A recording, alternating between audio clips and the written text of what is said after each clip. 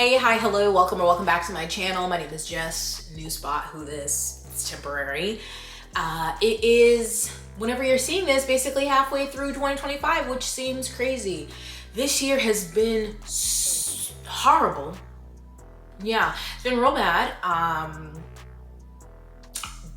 0 out of 10, don't recommend. It's been a rough year. And reading has been rough for me as well. So this is all the books I've DNF'd so far this year. A little note that I consider anything that I start and decide not to finish a DNF. And then I explain my various reasons for the books. And I could make this even longer by all of the ones that I borrowed from the library and didn't even get to, but I won't. So these are ones I start and read some of and then didn't finish for various reasons. Again, sorry, I can't believe that we're halfway through 2025. This year has felt so, the time is moving both fast and very slow. Anyway, if my eyes look puffy, it's because I've been crying because that's all I do these days. So you didn't see anything. Mind your business. Let's get started, shall we? Oh, of course my phone is dying.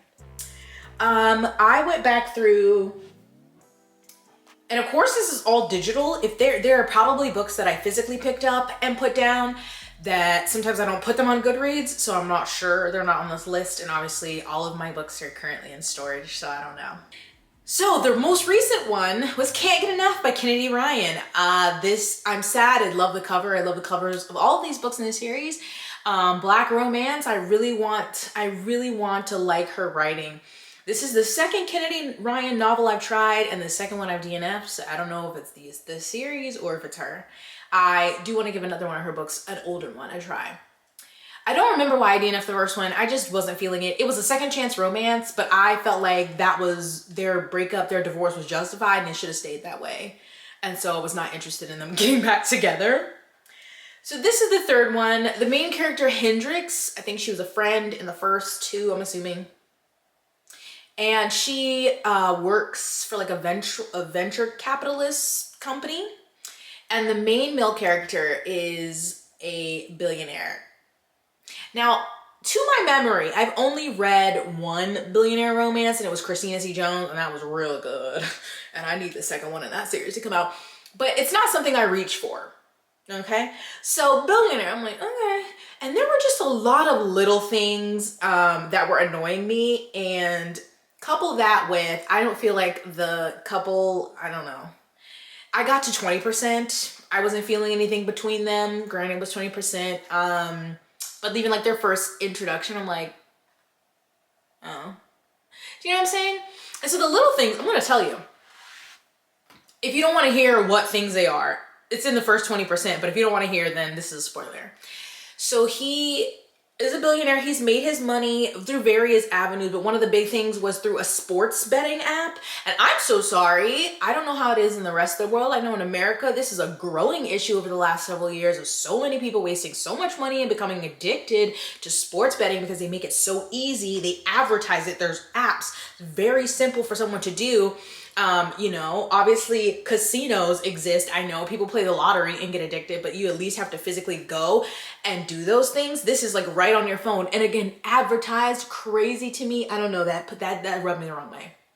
There was a conversation about someone's daughter either graduating high school or I think it was college, and the mom saying, oh, and she's going into content creation instead of using her degree. She's like, you know, she'll make more money doing that. And like, that's true. But just as an old, and as I watch our society in America crumble as people leave professions, which with good reason, because they're underpaid, overworked, all these companies are exhausting, and everyone leaving professions that they worked hard for, teaching, nursing, law, various things to do content creation. It just makes me sad. And I'm like, even in the books, we can't escape it. And then a third thing with her venture capital company or whatever, they were doing like a pitch of businesses, and it was like, oh, and this one uses, I think it was like a foundation or something that was being pitched, and it was like, and we use AI to match. No, again, as an old, no. So those three things, the couple with like, I felt nothing for these two people. I was like, let me head out. Thank you to Libro FM for the audio though. Thank you so much. Great alternative to Audible. This is not an ad. And you can choose a independent bookstore to support with your audiobook purchase. Check it out. Do I have a link down below? I don't know. I don't know if I do. Or you could just Google Libro FM, download the app. It's great. Okay, then All Roads Lead Here. This is by Mariana Zapata. I have never read anything by this author and was chatting on Sprints. Danny, if you're watching this, I'm so sorry.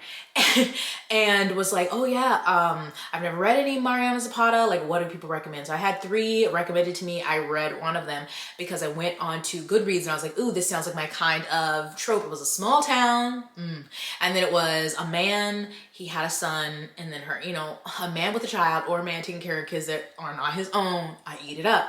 So I was like, oh, this sounds great. Miss Girl is supposed to be like 30, 31.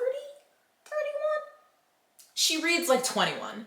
And I don't know how old he is because again, I DNF'd this. I got like 50% through this, but to me, I felt nothing. And I know people say Mariana Zapata is the queen of slow burn because that's something that's put me off of her books in the past is I'm like, romance books that are like 500 pages, people are like, she's the queen of the slow burn. This is, I don't know whether this video or a review for something else comes first, but I need there to be something for it to be a slow burn. It can't just be nothing and then all of a sudden you recognize you're attracted to this person or you think you have feelings. I need a glance, a glimpse, eyes meeting and then looking away, a brush of a hand, like you fell asleep next to each other and wake up startled and you're like, I have to go. I need small little things like that. That's slow burn, not and then something. That's just a delayed burn. There's a difference.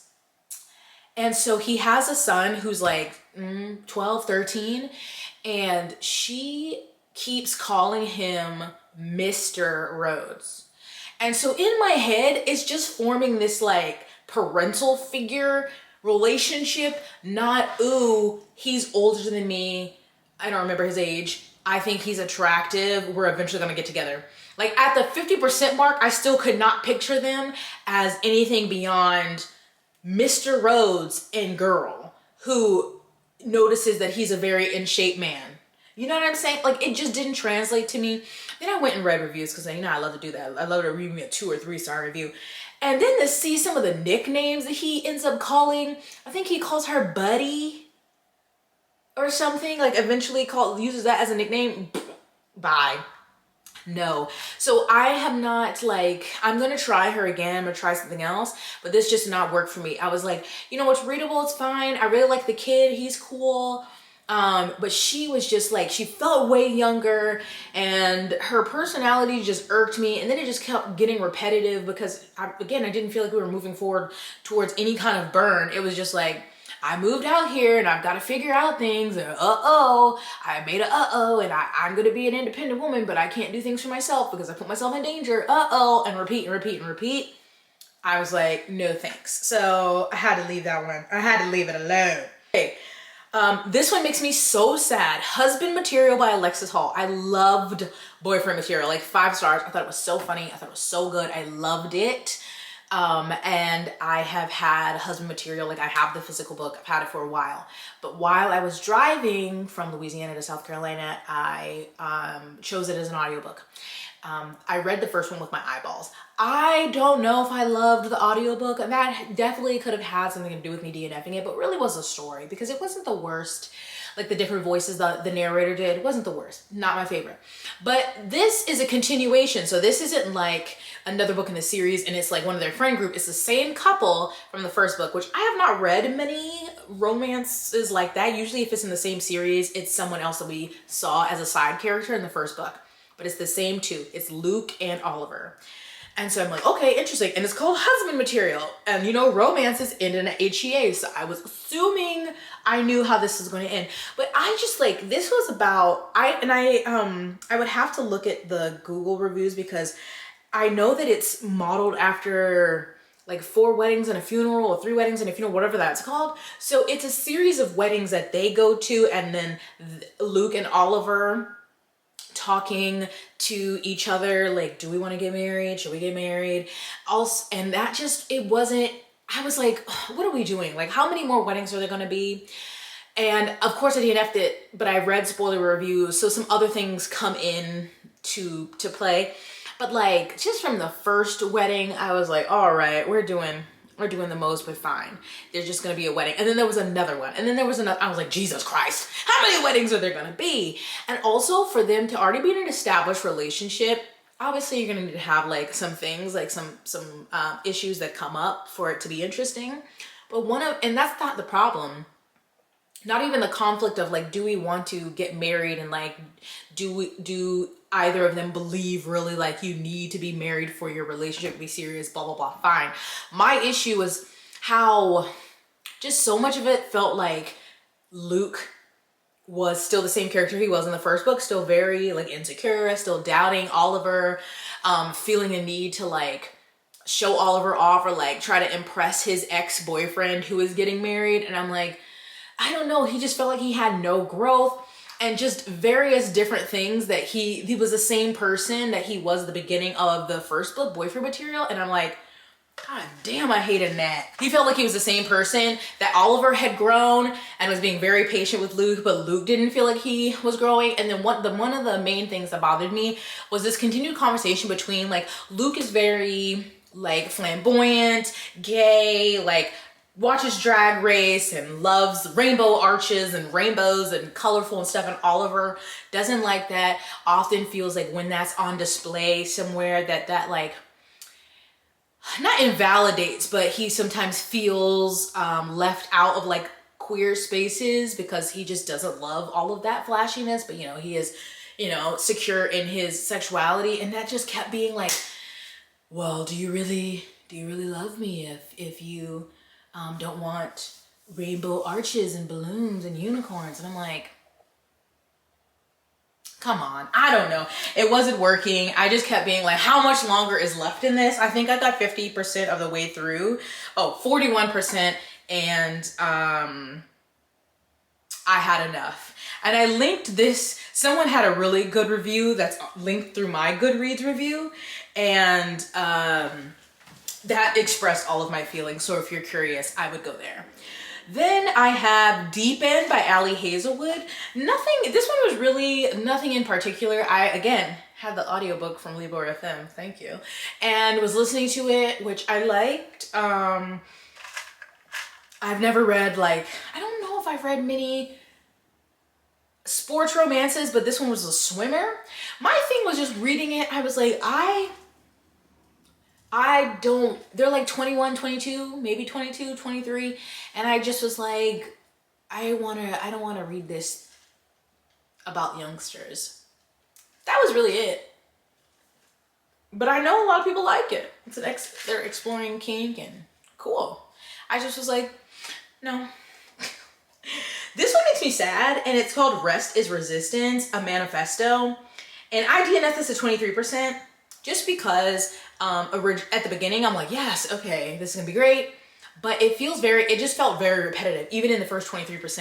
And it felt like something that could have been maybe like an extended essay and not a book, because she just keeps citing things that like the same thing over and over, which I understand the power of repetition, but other people were saying that in their reviews.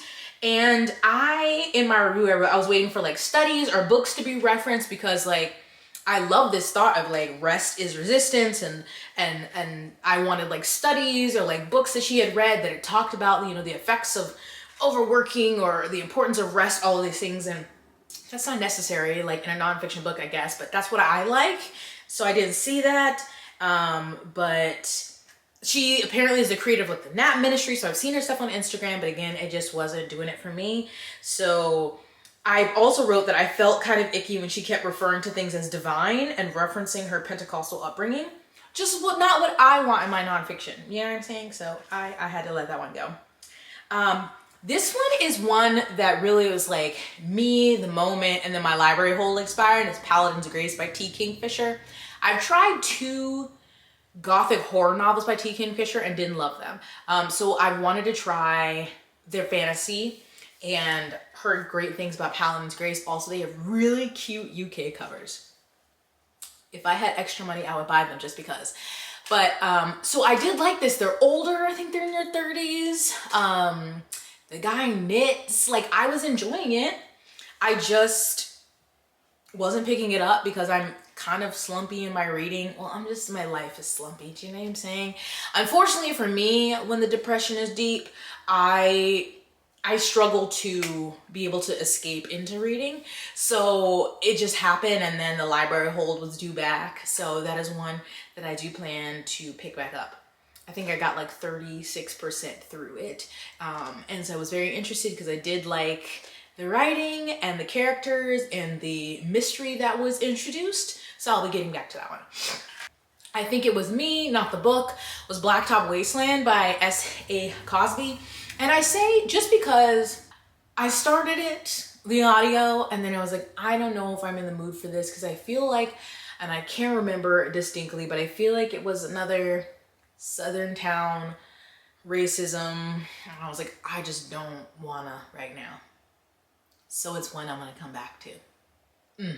The Familiar by Leigh Bardugo. I don't know if I know I did a vlog for Patreon, but I got pretty far in this one, so I might have counted it in my books that I read this year. Because I got to like 80%. Yeah, I got to like 80% before I DNF'd this, so I didn't finish, but I finished enough and then I read the spoilers.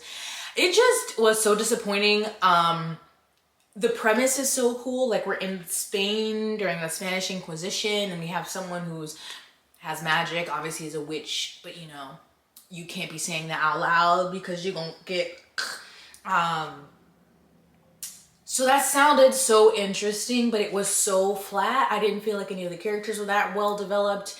And then there also was like a game, like a trials component to it that I was like, ooh, this should be interesting because we'll see more people and we'll see more magic. And that also felt lackluster. The romance was like flat. Like, I was giving nothing. There were moments where I was like, oh, this is probably supposed to be a line that I was like, you know, when you read ebooks and it'll say how many people have underlined a line. I was like, oh yeah, that was that line. I'm not underlining that. That was not good. So I don't have much to say about that one except that I don't know if Leigh Bardugo, because I've had the Grisha trilogy. Good. I liked it. Okay. Loved some of the characters and moments, but overall I liked it. Have some complaints, but like, I love Nikolai, obviously. So Grisha, right? Then Six of Crows, Crooked Kingdom. Oh my God. Oh my God. So then at that point I'm like, oh yeah, Leigh Bardugo, auto by author. Then we get, I don't know which one was first, King of Scars, and then Ninth House. And it just went downhill from there. I will not be reading Rule of Wolves. I will not be continuing with Ninth House. And after this book, I don't think I'm gonna read anything else from her. Unless somebody who has similar taste to me reads something and is like, you have to give her another chance, I think we're breaking up. Which makes me very sad, yes. Moving on, I'm so sorry. This was the audio, which I heard was so much better than the physical book, which I do own. And that's the Thursday Murder Club. And I don't know if it was me, but I was just listening to the audio like, I'm so confused. I don't know what the fuck is going on. And I think I only got like 10% and I was like, I don't like this. I was struggling to follow who was who, what was going on. That's my memory. And I put it back like, okay, I'll try this again, like got back on the wait list. But if I did, I would have to read it with my eyeballs. I don't remember. I could be remembering incorrectly, but I was just struggling with that audio. I've just been struggling with audio in general. Jesus, honestly. The Art of Invisibility. This was one.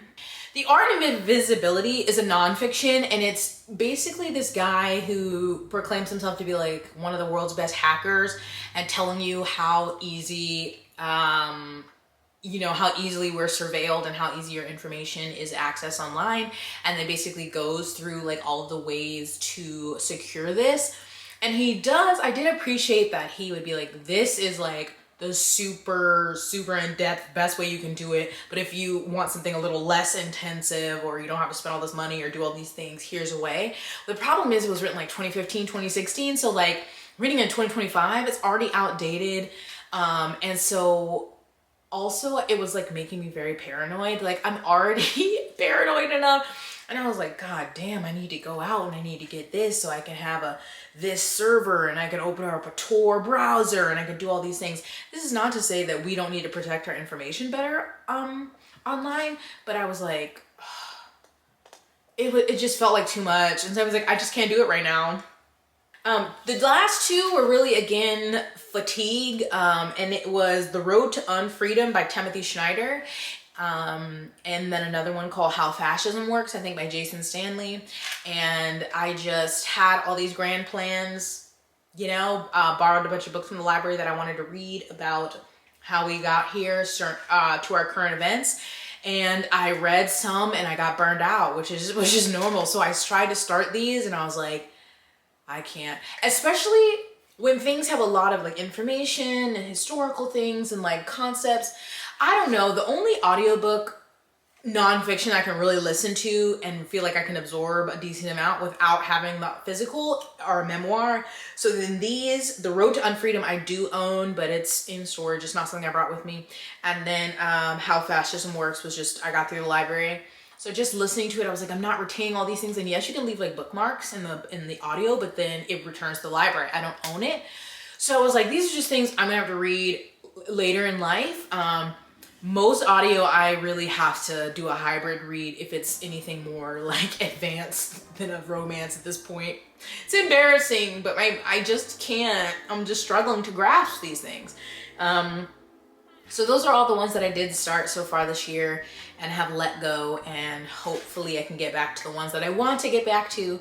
But always want to remind you that DNFing is self-care because there's so many books out there. And let me know how your reading year has been so far, because mine has been womp womp womp. But have you, like, I'm trying to think, when was the last 5-star read I had? Which probably Everything is Tuberculosis. Yeah, I think that was it. So it's just been not great. And I really wish that I was able to like really lose myself in books right now, and that is not the case. So let me know if you've DNF'd or how your reading year is going. And then if you read any of these that I DNF'd, that's not gonna convince me to read it, but I still wanna know. So thanks for watching. Stay blessed, hydrated, moisturize, and sunscreen. I'll see you in my next one. Bye.